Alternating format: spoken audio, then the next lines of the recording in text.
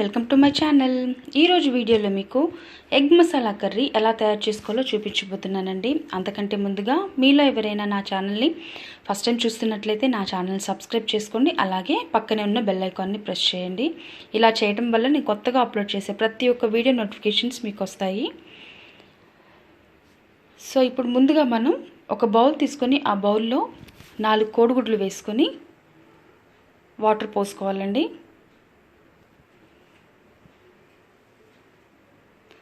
Water పోసుకొని eggs మునిగేంత వరకు వాటర్ పోసుకోవాలండి. వాటర్ పోసిన తర్వాత దాంట్లో కొద్దిగా సాల్ట్ కూడా వేసుకుందాము.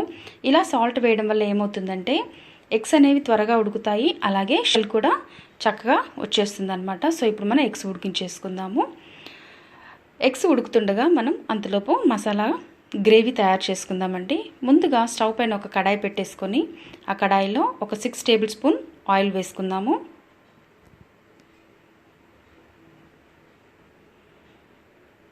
సో ఆయిల్ బాగా వేడెక్కాక మనం కట్ చేసి పెట్టుకున్న ఒక 3 పచ్చిమిర్చిని వేసేసుకొని బాగా ఫ్రై చేసుకోవాలండి.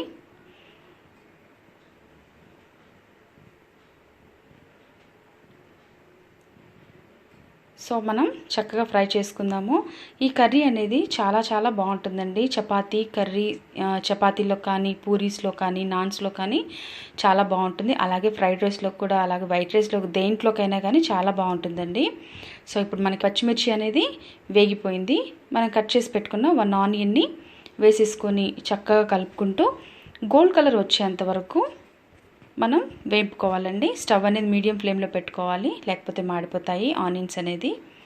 సో చక్కగా కలుపుకుంటూ ఉండాలన్నమాట. సో ఇలాంటి గ్రేవీ ఐటమ్స్ చేస్తున్నప్పుడు మనం కొద్దిగా వెడల్పాటి గిన్నె పెట్టుకుంటే కలుపుకోవడానికి చాలా ఈజీగా ఉంటుంది. సో మీ దగ్గర ఉంటే వెడల్పాటి కడాయి కానీ గిన్నె కానీ పెట్టుకోవడానికి ట్రై చేయండి.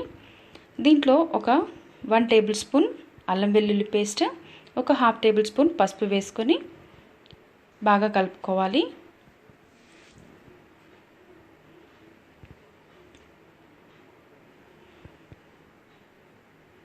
కొద్దిగా మనకి అల్లం వెల్లుల్లి పేస్ట్ అనేది పచ్చివాసన పోయేంత వరకు ఫ్రై చేయాలండి.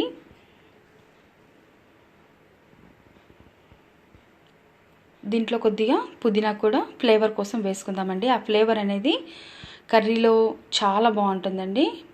మీరు కాస్త ఎక్కువ వేసుకున్నా పర్వాలేదు.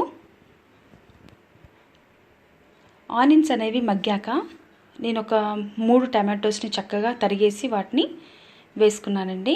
ఇప్పుడు మనకి టమాటో అనేది ఉడకడానికి కొద్దిగా సాల్ట్ కూడా వేసుకుంటున్నాను. సాల్ట్ వేస్తే మనకి టమాటో అనేది త్వరగా ఉడికిపోతుందండి. సో మనకి ఈ టమాటో వల్ల గ్రేవీ అనేది చాలా బాగా వస్తుంది. సో టమాటోని మనం చక్కగా స్మాష్ అయ్యేంత వరకు మెత్తగా ఉడికి ఆ టమాటో అనేది కనబడకుండా ఉండే విధంగా గ్రేవీలాగా చక్కగా ఉడకనివ్వాలండి ఆయిల్లో. మనకి టమాటో వల్ల గ్రేవీ అనేది చిక్కగా వస్తుందన్నమాట. సో మనకు ఆ టమాటో అనేది మగ్గేలోపు మసాలా పట్టేసుకుందామండి. నేను దీంట్లోకి మసాలాలోకి ఒక 7 నుంచి 8 జీడిపప్పు, ఒక 4 లవంగా, 4 చెక్క, 2 ఇలాచీ, అలాగే ఒక 1/2 టేబుల్ స్పూన్ గసగసాలు తీసుకొని మిక్సీ పట్టేసుకున్నాను. చూసారా, టమాటో అనేది చక్కగా మగ్గిపోతుంది. మళ్ళీ ఒకసారి బాగా మెదుపుకుందామండి. ఇలా కలపడం వల్ల ఏమవుతుందంటే కొద్దిగా టమాటో కూడా చక్కగా స్మాష్ అవుతుందన్నమాట. సో ఇందులోకి ఇప్పుడు మనం మసాలా అనేది మిక్సీ పట్టుకున్నాం కదండి, ఆ మసాలాని వేసేసుకుందాము. దీంట్లో గసగసాలు వేసాం కదండి, ఆ గసగసాల వల్ల కూడా మనకు ఫ్లేవర్ అనేది చాలా బాగా స్పైసీగా చాలా బాగుంటుంది. లవంగా, చెక్క ఇవన్నీ వేసాం కదా, చాలా గుమగుమలు కూడా వస్తాయండి. చాలా బాగుంటుంది. మీరు తప్పకుండా ట్రై చేయండి. సో ఇప్పుడు మనకి మసాలా అనేది కూడా చక్కగా ఫ్రై అయిపోయింది. ఇలా ఒకసారి కలిపేసుకున్న తర్వాత ఇప్పుడు మనం దీంట్లోకి కొన్ని వాటర్ పోసుకుందామండి గ్రేవీకి.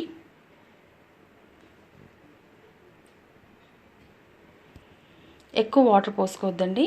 ఒకవేళ మీకు ఎక్కువ కావాలనుకున్నప్పుడు మీరు టమాటోస్, ఆనియన్స్ కూడా పెంచాల్సి ఉంటుంది, కారం, ఉప్పు, మసాలా అంతా కూడా.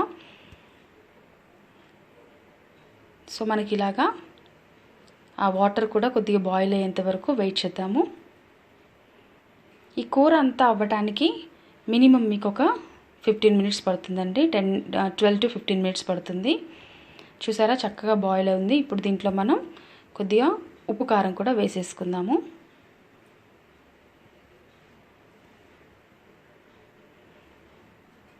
దీంట్లోనే ఒక 1/2 టేబుల్ స్పూన్ కారం, అలాగే రుచికి సరిపడా సాల్ట్ కూడా వేసుకోవాలి. ఎందుకంటే మనం ఆల్రెడీ మసాలాలు వేసాం కదండి, అందుకని నేను కారం కొద్దిగా తక్కువగానే వేశాను. కావాలనుకున్న వాళ్ళు కొద్దిగా పెంచుకోవచ్చు.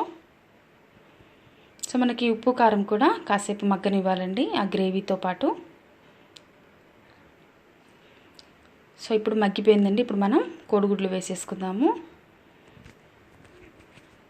చూడండి, కోడిగుడ్లు వేసుకునే ముందు ఇలాగ మనం పొడవుగా ఘాట్లు పెట్టుకోవాలి. ఇలా ఘాట్లు పెట్టుకోవడం వల్ల ఏమవుతుందంటే ఆ మసాలా అనేది కోడిగుడ్లోకి చక్కగా పట్టి టేస్టీగా ఉంటుంది. ఘాట్లైనా పెట్టుకోవచ్చు, లేకపోతే ఇలాగ కత్తితోటి హోల్స్ అయినా పెట్టుకోవచ్చు అండి, వీలుని బట్టి.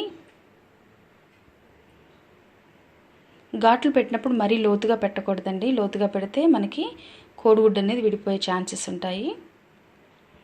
సో ఇలాగా కోడిగుడ్లు వేసేసిన తర్వాత ఒకసారి చక్కగా కలిపేసుకొని ఆ మసాలా పట్టే విధంగా 1 to 2 minutes మనం ఆ గ్రేవీలో ఉంచితే సరిపోతుంది. చూడండి, ఈ విధంగా మనకి కర్రీ అనేది రెడీ అయిపోయింది. చాలా కలర్ఫుల్గా చాలా బాగుంది. ఎండ్లో మనం కొత్తిమీర వేసేసుకొని సర్వింగ్ ప్లేట్లోకి తీసేసుకుంటే అయిపోయినట్టే. సో మీరు కూడా తప్పకుండా ట్రై చేసి నాకు కామెంట్స్లో తెలియపరచండి. మంచి గుమగుమలాడే ఎగ్ కర్రీ మసాలా రెడీ అయిపోయింది. థ్యాంక్ యూ సో మచ్ అండి. Thanks for watching. బాయ్.